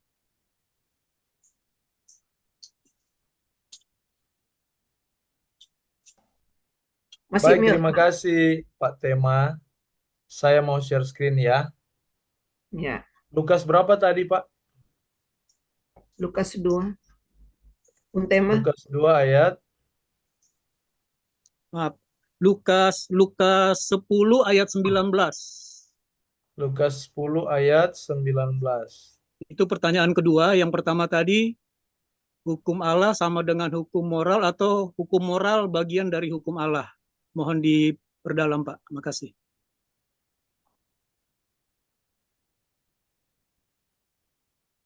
Hukum Allah itu adalah hukum moral. Karena itu karakter Allah sendiri. Jadi bukan hukum moral, apa tadi Bapak bilang? Hukum moral bagian dari hukum Allah. Karena dalam kenyataan ya, semacam ada keterpisahan ya Pak saat ini di dunia. Ada hukum moral, hukum sosial, tapi di atasnya itu hukum Allah. Itu yang saya lihat, makanya saya ingin. Oke. Hukum moral itulah hukum Allah. Ingat konsep Roma pasal 3 ayat 10, tidak ada orang baik. Apa yang manusia kenal dalam hal baik itu? Di dalam hal apa mereka menilai? Untuk menilai seseorang itu baik atau jahat, di dalam nilai apa kita lihat? Nilai moral atau nilai sosial? Ya, moral. Nilai moral. Ya. Nah, kalau Roma katakan tidak ada orang baik, kita boleh terjemahkan tidak ada orang bermoral. Satupun tidak. Terus bagaimana kita akan jadi moral? Ketika hukum moral itu, hukum Allah sendiri, karakter Allah sendiri dinyatakan. Makanya Yesus bilang, tinggal dalam aku dalam kamu, kamu berbuah banyak. Waktu dia bilang berbuah banyak, buah yang dimaksudkan itu Galatia jelaskan. Buah roh. Yes. Buah roh itu ada apa di sana? Kasih, damai, sukacita, ya kan? Ingat, waktu dia bilang kasih itu adalah dasar hukum moral. Yesus pisahkan hukum moral itu. Dari 10 hukum itu, 10 hukum. Orang Yahudi tidak pernah menyebutkan itu 10 hukum. Dia sebutkan itu 10 covenant. 10 perjanjian, bukan hukum. Kenapa? Karena Allah yang berjanji untuk memberikan moral itu kepada manusia yang mau setia. Jadi kuasa moral itu menurut Yohanes pasal 1 tadi, exousia, itu kuasa moral yang Tuhan akan berikan. Karena itu bagian dari janji. Makanya 10 hukum itu, yang kita bilang 10 hukum, itu masuk di dalam tabut perjanjian. Ya. Karena kenapa? Allah yang berjanji untuk memberikan itu dipenuhi di dalam hati manusia. Ditulis dalam loh hati manusia. Loh hati manusia artinya darah daging kita akan memantulkan citra moral Kristus. Yesus tidak mencuri. Jadi kita itu tidak mencuri, tidak membunuh. Itu bukan karena kita tidak mencuri, tidak membunuh. Tapi kita sementara menyatakan moral Kristus di sana. Kita sementara menjaga nama Yesus atau karakter Yesus di dalam setiap perilaku kita. Itu dia punya pengertian efek itu. Dia punya pemahaman itu. Jadi kalau bilang moral, hukum Allah jangan pernah dipisahkan. Kalau kita taruh hukum Allah, saya mau tanya, apa hukum Allah yang kita tahu? Tidak ada hukum Allah. Yang ada 10 covenant. Bukan 10 hukum. Allah itu bukan hukum-hukum orang. Dia Allah pengasih. Dia punya karakter utama itu kasih. Tidak Ya. hukum-hukum orang dia. Jadi orang itu terhukum karena perbuatan. Ingat Yesus katakan, bukan aku yang menghakimi kamu, tapi firmanku yang ada di dalam kamu, dia menjadi hakim atasmu. Ya. Itu dalam kitab Yohanes. Jadi dengan kata lain, ibarat itu, aturan Tuhan itu ibarat rel kereta api. Berani kereta api keluar dari rel, hancur. Demikian kita. Kita sering berdoa, Tuhan berikan saya perlindungan. Tapi kalau kita pencuri, di mana perlindungannya? Iya. Jadi penurutan itu bagian dari perlindungan. Supaya kita dihargai, tunjukkan integritas. Di mana integritas itu diukur? Dari moral, dari etika. Kan di situ dia punya standar. Makanya saya katakan, jangan sampai orang ateis lebih bermoral daripada kita orang Kristen. Itu dia. Jadi hukum moral ada di mana? Hukum Allah itu sendiri. Dia punya standar. Tidak ada dipisah-pisahkan. Yang kedua, sehubungan dengan Lukas. Lukas 10 ya. Dia juga menggunakan kata exousia. Namun kata exousia itu kalau diterjemahkan, ini uniknya bahasa yang Tuhan pilih itu bahasa Ibrani dan bahasa Yunani. Kalau kita baca bahasa ini, kalau bahasa Ibrani, kita harus paham secara ekspresi. Karena bahasa Ibrani, satu kata banyak arti. Bahasa Yunani kelebihan. Satu kata itu, jadi begini, bisa-bisa kita dalam satu kata kita itu bisa diterjemahkan dari 3-4 kata bahasa Yunani. Yunani itu lengkap, dia punya bahasa. Contoh, mungkin kita cuma taruh sama orang, orang bule, orang Inggris. Saya mau tanya, beras bahasa Inggris apa? Ada di sini bisa jawab. Rice. Padi bahasa Inggris apa? Iya. Rice juga. Hah? Suka dibilang. Kalau beras itu Pak, rice apa padi? Ini perbandingannya yang saya maksudkan. Orang Inggris cuma sampai di rice, tapi kita Indonesia ada padinya, ada berasnya. Nah, orang Yunani juga demikian. Satu kata itu mereka ada terjemahan-terjemahan yang lain. Makanya kalau kita mau belajar bahasa baik Ibrani mau Yunani, kita belajar dari konteks dan konteks untuk mendapatkan ekspresinya. Nah, jadi Lukas pasal 19 tadi dengan Yohanes pasal 12 gunakan kata yang sama, exousia. Tapi exousia di dalam Maaf pastor. Lukas 10 ayat 19. Lukas 10 ayat 19 ya. Lukas 10 ayat 19 coba saya akan tunjukin ya. Oke. Sudah kelihatan? Ya. Ada kelihatan di depan? Baru mau keluar. Udah. Oke. Ya. Nah, coba perhatikan ini. Ini power, kata power. I give unto you power. Kata power dia gunakan kata yang sama, exousia. Ini dia. Exousia. Sama kan dia punya bahasa? Exousia, authority. Cuma di dalam Yohanes 1 ayat 12, dia merujuk kepada kuasa moral, sementara ini bukan hanya kuasa moral. Kuasa menguasai. Kuasa hak. Right, dia katakan. Influence. Pengaruh. Nah, coba lihat dia katakan. Kuasa to tread itu pateo. Dia hancurkan. Jadi dengan kata lain, saya off dulu ya. Dengan kata lain, kalau kita mau mengerti, sedangkan binatang akan takluk kepada kita. Itu maksudnya.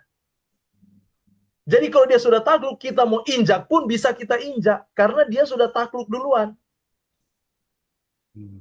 Dan uniknya dia gunakan kata exousia juga di situ. Berarti sedangkan binatang bisa mengerti moral kita. Makanya coba lihat anjing. Dia tahu saudara itu jahat. Betul tidak? Anjing punya insting. Kalau dia pencuri atau penjahat, dia mau gonggong terus itu. Di Manado, orang yang suka makan anjing pasti digonggong anjing terus. Betul. Ya, ya. Apalagi yang suka berkiri. Jadi eksosia itu ada. Binatang akan paham, saudara, itu orang baik dengan jahat. Makanya lihat orang kalau jahat. Satu kali saya evangelis ya. Jadi saya suka doakan di rumah-rumah. Dulu saya bawa buku dan mempernawarkan buku. Tapi waktu itu saya tidak fokus untuk penjual buku. Tapi saya fokus untuk berdoa setiap rumah waktu saya di Manado. Dan saudara tahu, saya masuk, itu anjing langsung goyang ekor, dia langsung temani dengan saya. Tuan rumahnya sudah ketakutan dan bingung. Dia bilang, anjing itu paling jahat. Saya takut dia tadi ada lepas duluan. Dia nggak bisa lihat orang baru. Langsung mau digigit itu. Kok bisa sama kamu dia goyang ekor? Beda. Saya ketawa dalam hati. Saya bilang, karena Yesus ada dengan saya. Perlindungannya. Saudara bayangkan, Daniel saja singa yang jahat bisa takluk di depan dia. Karena kenapa? Itu kuasa eksosia. Hewan pun instingnya bisa tahu saudara itu bermoral atau tidak. Yes. Bayangkan ya. Bayangkan itu. Jadi ungkapan bahasanya sama. Jadi kuasa moral itu nggak main-main, saudara. Kita boleh saksikan sendiri. Kita boleh. Makanya lihat, kalau kita sopan datang di rumah orang, sedangkan anjing dia nggak akan gonggong. Tapi coba saudara muka marah-marah, hati marah-marah, dia akan tahu orang ini. Dulu ada anjing saya namanya Jagger. Orang masih di jalan dia sudah gonggong. Dan saya sudah tahu pasti pemabuk yang lewat. Bayangkan itu. Sampai di situ penilaian kita. Jadi tidak heran kalau penggunaan kata ini Tuhan pun gunakan dalam kitab Lukas. Bagi saya puji nama Tuhan. Akhirnya saya pun bisa lihat bagaimana kuasa moral itu. Bukan hanya manusia pun akan dikuasai. Sampai hewan pun yang tidak berotak dapat dikuasai. Saya lihat ini. Itu kuasa eksosia itu. Yang datang dari Allah sendiri. Amin. Ya. Terima kasih Pak Tema. Tuhan memberkati kita ya. Makasih Pastor, makasih. Makasih ya Bu Tema. Ya, Iya. Tadi saya lihat kok kayaknya Pak Gibson ya, raise hand. Pak Gibson? Iya, masih Iya, bisa kah? silakan. Iya. Oh iya. Nampaknya malam ini agak keras ya firman Tuhan. Wah, asik ya. Tamparannya kuat kali ya. Iya. Maaf, saya nggak buka video lantaran saya berada di tempat tidur. Tapi kalau mau buka boleh juga sih kalau mau Boleh. menerima. Nggak apa-apa. Supaya pada kenal yang lain yang belum kenal. Nah, ini Pak Gibson sudah 26 tahun di tempat tidur terus. 26 ya Pak Gibson? 28 lebih sudah. Sudah 28 ya, udah lupa lagi. Ya, Iya. silahkan. Bukan suatu kehebatan ya 28 tahun, bukan. Kasih Tapi karunia. Silakan. iya, diperlukan pertobatan yang harus Tuhan mau. Ya. Harusnya nggak sampai 28 tahun. Tapi kalau bisa cuma 1 tahun atau 6 bulan. Iya, itu kan yang kita mau. Iya. Itulah pertanyaan saya begini, Pendeta. Dengan wejangan yang begitu kerasnya tadi buat kita semuanya, saya ingin bertanya, ketika kita harus mengadakan sesuatu, harus bertanya dulu kepada Tuhan, atau kemanapun kita akan melangkah, atau bila perlu kita menyampaikan firman Tuhan, atau kemana saja, atau apa saja yang kita lakukan, harus bertanya dulu kepada Tuhan. Apakah itu memang benar Tuhan harus menjawab semua doa-doa atau permintaan kita pada saat itu, sementara kita terkadang melakukan sesuatu itu belum tentu seminggu lagi, dan belum tentu juga Tuhan menjawab seminggu lagi. Bukankah begitu? Ketika kita misalnya, saya akan mau pergi, mau melawat ke sana, mau melayani. Kemudian saya berdoa, Tuhan tidak menjawab juga doa kita. Harus berapa lama lagi kita harus berdoa, padahal kita sudah diharuskan seminggu lagi atau 2 hari lagi harus ke sana. Apa yang kita lakukan ketika doa itu belum juga dijawab? Dan apakah memang semua harus doa itu dijawab? Terima kasih. Tuhan berkati. Makasih Pak Gibson. Ini bagus pertanyaannya. Ya. Saya mau jelaskan ini. Kalau kita berdoa setiap hari, rencana sampai 2 tahun ke depan, Tuhan sudah atur. Kita akan punya sense dengan otomatis. Kita tahu yang datang kepada kita, Tuhan yang suruh, atau bukan. Kita akan tahu itu. Jadi tanpa kita berdoa sekali, artinya saat peristiwa itu datang, tanpa pun kita mungkin berdoa dengan tiba-tiba, kita sudah tahu itu bagian dari doa. Bukan setiap peristiwa kita mau bikin, kita berdoa dulu. Berdoa, tidak. Daniel tidak berdoa di depan gua singa. Dia berdoa jauh sebelum singa datang. Di depan gua singa, dia tinggal bersyukur.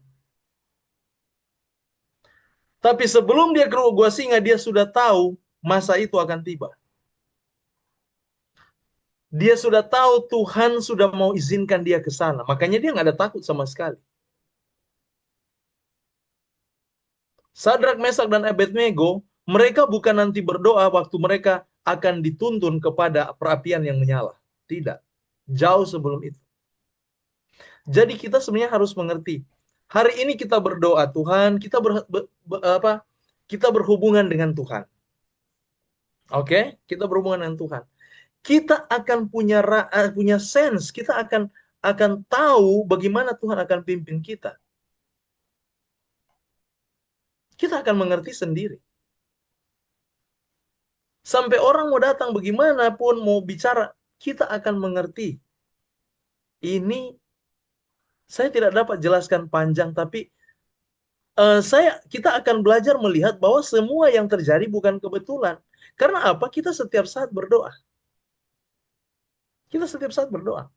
Kita tidak perlu berdoa, Tuhan saya mau ke mall sekarang. Memang saya akan ke mall, memang. Tapi saya kan berdoa sebelum jauh-jauh hari. Saya selalu berdoa, berhubungan dengan Tuhan. Anytime, kapanpun. Saya selalu bercakap dengan Tuhan. Hidup dengan Tuhan. Sehingga pun hidup itu menjadi alami seperti biasa. Tetapi Tuhan yang mengendalikan dari dalam. Bukan masalah kita mau tanya-tanya lagi. Saya mau kasih kesaksian sedikit. Saya mau kasih kesaksian. Sebelum saya datang Jakarta, saya kerja. Dan saya sudah lama sudah berkeputusan tidak mau sekolah pendeta lagi. Tapi jemaat selalu bilang, kamu cocok jadi pendeta. Saya tidak mau. Namun di hati nurani saya berpikir, doa-doa jemaat ini selalu, tolong James jadi pendeta, Tuhan berkati pendeta. Oke. Singkat cerita, saya tidak pernah berharap untuk bekerja, karena saya sudah pernah kerja di tempat ini, di sekolah internasional. Tiba-tiba saya dipanggil. Waktu saya dipanggil, saya sementara dalam pekerjaan Tuhan. Saya bilang begini sama mereka. Berikan, saya akan datang, saya bilang. Saya akan datang. Dan waktu saya bilang saya akan datang, saya tanya sama Tuhan. Tuhan, saya sudah berjanji saya mau datang. Tapi dari semua peristiwa ini, saya sudah lihat sendiri bahwa Tuhan yang buka jalan. Saudara bayangkan, hujan bisa dia kasih berhenti jadi cerah. Tidak punya mobil, dia siapkan mobil. Ini satu hal yang aneh bagi saya. Kalau Tuhan tutup jalan, bukan begini caranya. Dan singkat cerita, saya dituntun sampai di depan pintu kantor HRD. Sampai masuk pintu kantor, saya langsung ketemu HRD. HRD belum ngomong, saya bilang, diam, saya mau berdoa buat kamu. Dan saya berdoa dengan dia. Dan dia bilang, seumur umur baru saya didoakan sama kamu, James. Tidak ada orang pernah mendoakan saya di sini. Saya bilang, saya berdoa karena saya tahu Tuhan yang tuntun saya ke sini. Dan selesai dari itu, saya bersungut sama Tuhan waktu saya bekerja, saya sungutnya begini. Tuhan, saya kan kerja untuk Tuhan dalam pelayanan. Kenapa saya di tempat ini, saya nggak tahu apa yang saya mau buat. Hanya ini mau mengajar anak-anak begini-begini. Saya bilang, Tuhan, kasih saya mengerti. Tiba-tiba, 10 orang anak SMA, kelas 2, datang sama saya. Sir, boleh ajarkan kami Alkitab. Saya ajarkan mereka, saudara, yang Katolik dan Buddha, mereka dibaptis. Singkat itu saya tanya lagi sama Tuhan, Tuhan apa maksud Tuhan? Dan Tuhan jawab, tiba-tiba bos saya, dia kasih scholarship sama saya. James, lanjut sekolah kamu, tapi harus teologi. Saya di pendidikan, kok saya disuruh ke teologi. Saudara lihat, selesai itu saya tamat. Saya punya penyakit satu. Saya punya penyakit itu, fobia ujian. Setiap ujian saya muntah-muntah. Saya bilang sama Tuhan, Tuhan, kalau begini saya tidak mau. Tapi tiba-tiba ketika saya diutus untuk sekolah, fobia itu hilang dengan otomatis, dan nilai-nilai saya, puji nama Tuhan. Makanya saya tidak mau ikut penamatan, karena saya tahu nilai yang saya peroleh itu hasil doa-doa saya. Tuhan yang jawab, itu punya Tuhan. Dan saya mau katakan, singkat cerita, saya mengerti, bos saya sangat mencintai saya, tidak mungkin saya keluar dari situ. Tapi saya tamat pendeta, teologi. Mau tidak mau, saya harus jadi pendeta. Akhirnya COVID. Rencana mereka saya mau dipindahkan ke departemen, tapi mereka salah kasih surat sama saya harus keluar. Dan saudara tahu apa? Saya iseng-iseng ke Jakarta, mereka panggil saya ke Jakarta. Saya datang ke Jakarta. Waktu saya datang ke Jakarta, saya tidak punya uang, saudara. Tapi saya bilang, kalau Tuhan yang suruh, dia akan siapkan uang. Tuhan siapkan uang, orang biayai tiket saya dan istri, enam kita dibiayai tiket pesawat. Wow. Sampai di sini saudara tahu, gaji saya mau dikasih. Tadinya saya sudah melamar di sekolah-sekolah di Jakarta, sekolah internasional, dan juga yang Bogor. Saya ditawarkan 15 juta per bulan. Sekarang gereja hanya berikan saya 1 juta, dan ditambah juga dari yang lain 1 juta, 2 juta, dan saya harus sewa rumah 1,8. Makan apa saya? Belum saya harus kasih perpuluhan persembahan. Saudara, sampai saat ini saya tidak pernah berkekurangan. Yes. Kenapa? Karena Tuhan sudah bicara lebih dahulu. Kalau dia yang panggil, jangan pernah perhatikan apa yang ada di pinggir-pinggir. Jadi kita tidak perlu berdoa berulang-ulang. Kita mengerti jalan dengan Tuhan itu bagaimana. Kalau saya mau cerita terlalu banyak di sini saya mau cerita. Itu sudah di luar pikiran saya dan di luar akal saya. Semua tidak terkecuali. Makanya begitu saya pun bertemu dengan saudara-saudara lewat Zoom ini, saya tahu Tuhan yang mengirim saya. Saudara terberkati, saudara puji terima kasih pendeta, bagus sekali. Saudara, saya bukan orang yang suka makan puji, orang Manado bilang. Pujianmu itu buat sama Tuhan, jangan saya. Amin. Tapi saya sudah mengerti, semua yang kita peroleh hari ini pun, apa yang saya rasakan dengan umat, dengan ministry-ministry yang lain, mereka merasa terberkati. Kalau bukan Tuhan, saya tidak ada apa-apanya. Saya tidak punya apa-apa. Makanya pertanyaan Pak Gibson, itu sebenarnya membuka kita semua. Kalau kita selalu dengan Tuhan, kita tidak perlu menjadi seperti orang yang sedikit-sedikit berdoa. Bukan begitu maksudnya. Tapi doa itu menjadi lifestyle, gaya hidup. Kita bawa Yesus setiap saat. Saya naik angkot pun saya bilang, Tuhan, saya mau naik angkot. Tuhan, ngomong dengan saya dong. Saya naik pesawat, saya bilang, Tuhan indah sekali di bawah. Tapi kalau saya jatuh, saya mati konyol. Saya nggak mau seperti ini. Tuhan punya rencana yang indah. Tuhan tunjukkan. Jadi kita, kadang-kadang kita suka bercanda dengan Tuhan. Karena kita jadikan Yesus itu hidup setiap saat. Umat Tuhan, saya mau katakan, kalau hidup kita seperti itu, kita tidak akan seperti orang-orang yang kaku. Mau ke sini, itu tadi pertanyaan Pak Gibson, saya bilang itu kaku namanya. Tidak demikian. Kita akan flowing, mengalir seperti biasanya. Sebagaimana kita ada. Tapi Yesus yang mengendalikan. Amin, amin. Dan di sini kita akan memenuhi apa yang Paulus katakan. Bersukacitalah senantiasa. Sekali lagi kau katakan bersukacita. Mengapa dia ungkapkan itu? Itu ungkapan untuk orang yang hidup dengan Yesus. Kita akan bersukacita karena kita akan lihat semua di lingkungan kita itu ada Yesus. Amin. Kita tidak akan terpengaruh dengan macam-macam.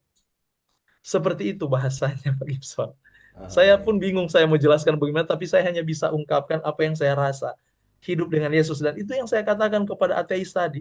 Saya bilang, kamu boleh bilang Tuhan tidak ada, tapi tidak dengan saya. Karena saya punya pengalaman dengan dia. Kamu tidak punya, jadi kalau kamu bilang tidak punya, ya itu urusan kamu. Akhirnya dia bilang, saya tidak paksa dia ikut saya tidak mau. Ini kesenangan saya, kamu tidak senang, urusan kamu.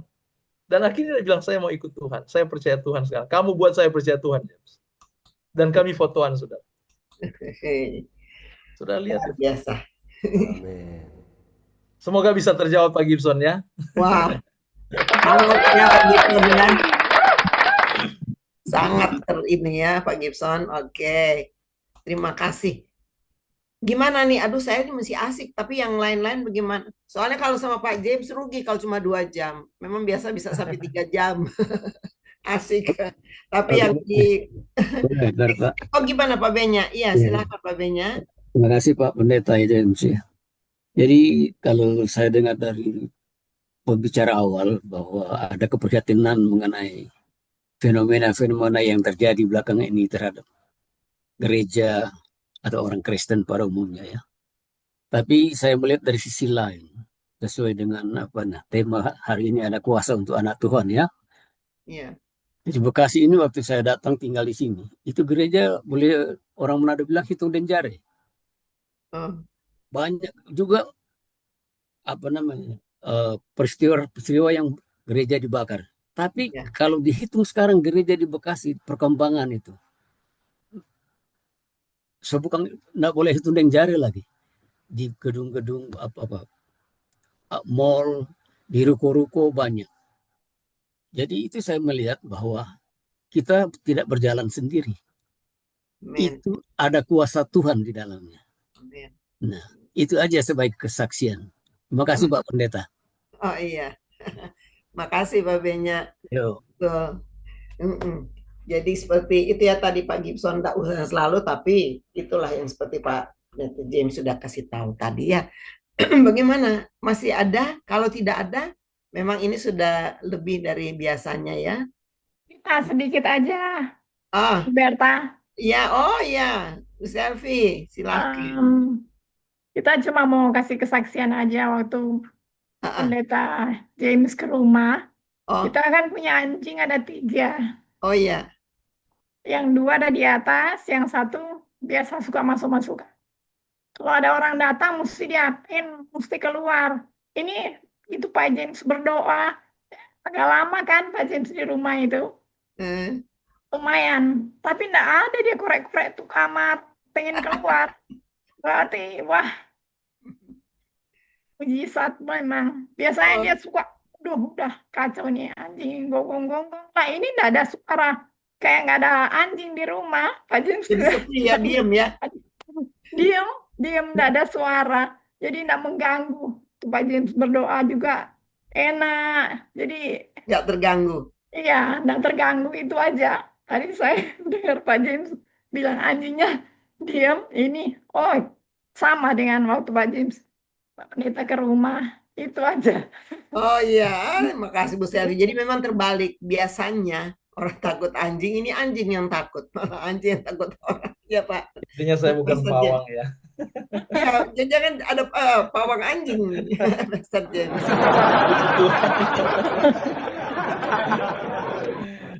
Gentle heboh tepuk tangannya Pak Andre. Pak Andre Alfred nih. Bunda Sim. Ya ini Belanda baru bersuara. Ya, bagaimana jadi kerja ini ya? Bagaimana? Si Oma jatuh. Oh, ya sudah, selamat kerja. Oke ya. Saya berangkat dulu. Tuhan berkati ya, selamat melayani. Terima kasih buat firman-Nya buat semuanya ya. Iya, Tuhan berkati. Dapat telepon. Oh iya. Selamat. Semoga baik-baik Oma ya, nggak apa-apa. Ya, mau dalam doa aja ya. Iya. Makasih ya Bunda udah join. Sama-sama, Tuhan berkati. Tuhan berkati. Seleb ya. Ya, oke. Ya. Makasih semuanya, Tuhan berkati. Amin. Iya. Ibu Bu Nasim di Belanda, tinggal di Belanda. Aduh, saya bersyukur sekali nih kok kelihatan ada Dr. Cliff. Wah, luar biasa. Dr. Cliff minggu depan ya, isi ya. Karen Grow. Mumpung ada.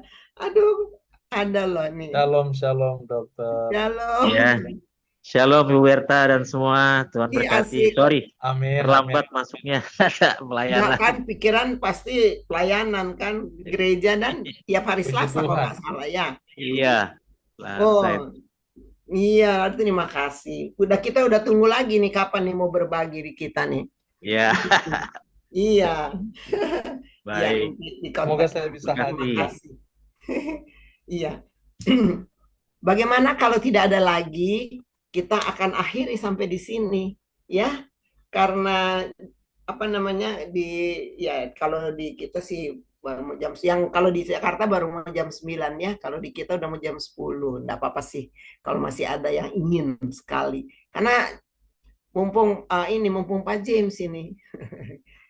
Baiklah, kalau sudah tidak enak. ada ya. Enak dengar firman Tuhan tadi. Oh, enak. Oh, jadi Kalau- nikmati lah ya, terus hidupi. Ya, ini Bu Agustin dari New York. Telat bangun kali tadi ya. Telat. Sahabat bangun, aduh. Oh, ya. Kelupa. Oke. Lagi berdoa. Nggak taunya Tuhan ingatkan, ada Zoom. Oh, luar biasa. Tuhan kita dahsyat, nggak terlambat. Belum terlambat lah, masih ada kesempatan. Puji Tuhan, firman Tuhan yang sangat menguatkan. Memang hidup kita ini adalah kesempatannya untuk Ya. selalu mendengar firman Tuhan. Puji Suara Tuhan. kedinginan, udah mulai dingin. Oh, udah mulai dingin ya, udah bulan. Oh ya. Mau ke Indonesia. Ya. Akhir bulan doakan ya. Oh, mau ke Saya. Indonesia. Oke, kita tunggu. Balik. Sip. Oke. Tanggal Iya. 28 saya berangkat dari sini. Oh ya, kita tunggu. Sampai ketemu Ibu Sampai Agustin. ketemu ya. Iya, kita ketemu di Jakarta. Asik. Bu Berta ke Jakarta. Iya. Oke, baiklah. Kalau begitu, kalau tidak ada lagi, kita akhiri sampai di sini. Aduh, terima kasih yang dari ini Bu Cindy juga dari Sydney, selalu rajin. Terima kasih. Dan tadi yang sudah berpartisipasi Pak Alfonso, Bung Tema, terima kasih Pak Gibson, Bu Noni. Terima kasih ya sama Pak Andre. Dan itulah pesannya supaya kita lebih intim saja ya dengan Tuhan. Dan ya, hidupi gaya lifestyle berdoa tetap. Dan kemudian seperti tadi Pak James sudah banyak jelaskan, hari ini luar biasa memang Pastor James, sangat benar-benar Amin, hati Bu Berta. kita ya. Dan ya, jadi jangan cuma bilang hebat-hebat, kita lakukan lah ya dalam kehidupan kita. Amin. Dan tetap dukung ya Karen Grow supaya kita tetap bisa selalu Tuhan utus ke kita hamba-hambanya yang membuat kita semakin kenal Tuhan, semakin membawa kita hidup dekat dengan Tuhan. Dan kita memang benar-benar akan menjadi ini ya, mendapat kuasa sebagai anak-anak Tuhan ya. Luar biasa hari ini topiknya. Terima kasih Pastor James. Dan untuk itu minta kesediaan Pak James untuk tutup kita dengan doa dan doa berkat. Mari kita satu dalam doa. Tuhan Yesus, Allah yang kekal, Allah yang mulia, Allah yang selalu memperhatikan dan mengasihi kami. Terima kasih Tuhan, kami boleh menerima firman-Mu malam hari ini, membuka hati pikiran kami untuk lebih memahami Engkau. Tuhan, meteraikanlah pelajaran ini dalam hidup kami. Berikan kami kehidupan standar moral yang tinggi, yang Tuhan inginkan untuk mencerminkan karakter Tuhan dalam hidup. Dan saat ini Tuhan, kami juga ingin berdoa, baru terjadi kecelakaan di mana orang tua, oma tadi jatuh, sehingga mereka harus datang untuk menolong. Tuhan, untuk itu kami berdoa biarlah oma yang di Belanda tadi, dia boleh jauh dari segala bahaya, dan dia boleh ditangani dengan baik melalui tangan para medis sebagai perpanjangan tangan Tuhan untuknya. Dan kami ingin berdoa bagi kami semua yang telah hadir malam hari ini, biarlah Engkau Allah yang akan selalu menuntun dan membawa kami dalam sukacita bersama Engkau ya Tuhan. Dan hamba-Mu menghadapkan segala berkat-berkat ini bagi kami semua malam hari ini yang sudah hadir dan menikmati berkat Tuhan lewat firman-Mu ini. Untuk itu, umat Tuhan yang dikasihi, terimalah berkat Tuhan. Apabila engkau tetap setia melakukan segala ketetapan-ketetapan, mengasihi Tuhan dengan segenap hatimu, dengan segenap jiwa ragamu, maka Tuhan akan memberkati engkau. Tuhan akan menjaga engkau. Dia akan memberkati meja makanmu. Dia akan memberkati perekonomianmu, finansial, semua kebutuhan-kebutuhanmu. Dia tidak akan izinkan engkau kelaparan atau menjadi peminta-minta. Tapi dia akan mengangkat engkau menjadi kepala, bukan ekor.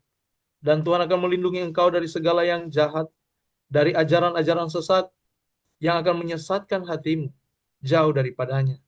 Dia akan jauhkan engkau dari rancangan-rancangan kefasikan. Dia akan menjadi pelindung bagimu, dan dia akan berperang bagimu, sementara engkau diam dan memperhatikan semua pekerjaan Tuhan, apa yang dikerjakan bagimu. Dan Tuhan akan menyinari wajahnya kepadamu, dan memberikan engkau kasih karunia-Nya. Tuhan akan menghadapkan wajahnya kepadamu dengan memberikan engkau damai sejahtera. Kasih Allah Bapa, Putra, dan Roh Kudus akan menyertai dan memelihara imanmu hari ini sampai selama-lamanya. Terima kasih ya Yesus atas berkat-berkat ini. Biarlah engkau akan selalu menjadi Allah bagi kami, dan kami menjadi umat-umat-Mu. Tuntunlah hati kami untuk mengenal kebenaran-Mu, dan untuk menghidupkan setiap kebenaran yang kami terima. Terpujilah engkau ya Allah kami, Yesus Juru Selamat kami. Sementara kami semua yang menerima berkat Tuhan, sama-sama katakan, amin. Amin, amin. Wah, puji Tuhan, terima kasih. Amin. Baik. Terima kasih, Pastor James. Oh iya, Bu Stella. Nih yang Terima kasih, Tante Stella. terima kasih nih Bu Stella ya. Aduh, mudahan nanti bisa itu lagi ya bersama kita ya minggu depan tiap hari Selasa.